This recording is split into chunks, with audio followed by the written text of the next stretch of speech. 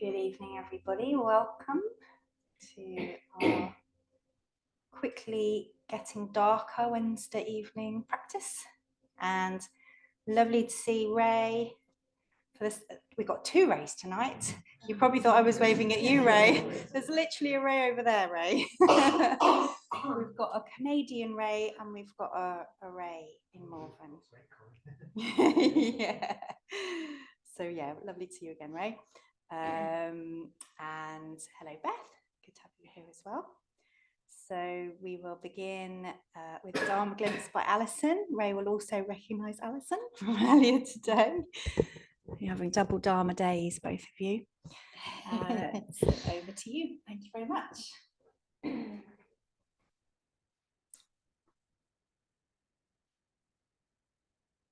Recently, I came up against a huge obstacle.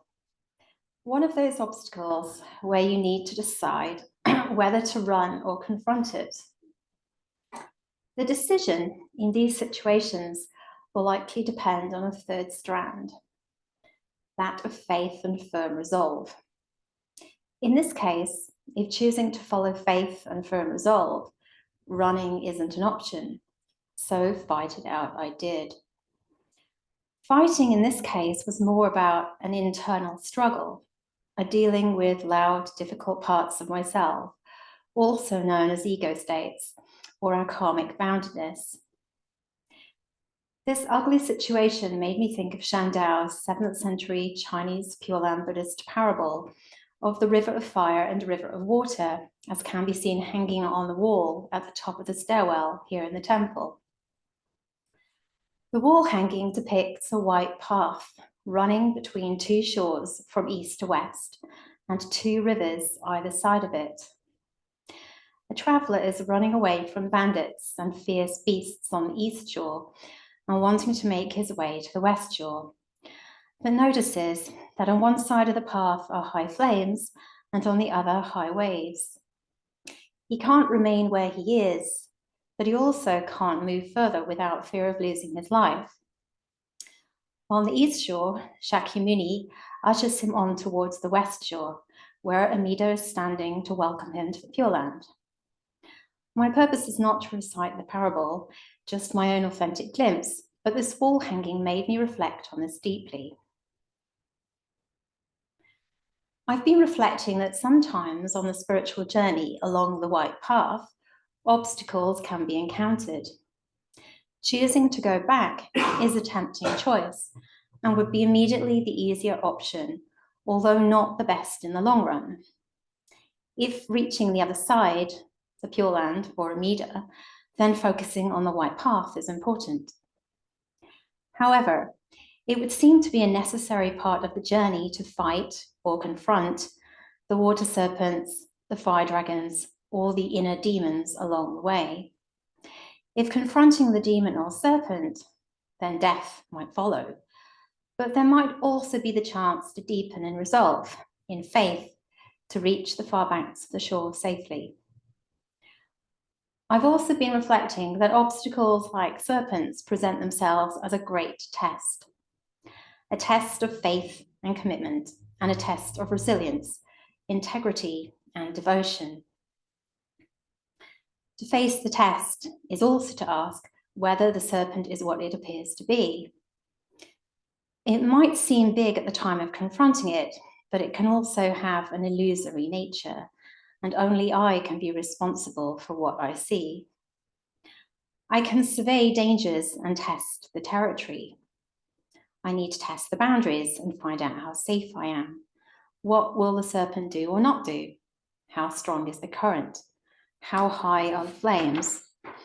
I also take the risk of failing, confronting the fire or high waves, or being eaten up. My immediate need would be to feel safe, but strength lies in the ability to deepen trust and resolve to walk the white path and survey the whole landscape, the bigger picture. If putting too much energy into fighting or confronting the sea monster, I only become more sucked into its lair. Choosing to confront the serpent The water becomes unstable and rocky, the waves higher, but eventually it will calm down. It was necessary to confront the serpent, as the serpent was a part of the journey. And once one challenge has been accomplished, the next won't seem so bad. I've tested, I know, I've learned. It is only then that a deeper peace can pervade, when feeling held by the ocean that leads back to the white path. As long as the serpent is seen as the problem, the path becomes lost. The more the focus on the white path, the easier it will get. When facing a conflict, I could walk back away from it, or I might be devoured by it, but I need to have that encounter if I am to move on. I can run away when my parts get too much, or I can choose to enter into dialogue with them so they can be reintegrated into the wholeness. The struggle is a necessary part of the journey. It's not in the striving, it's through the striving that allows sinking into even greater depths of peace. Namo me to be. Namo me to be. Thank you so much.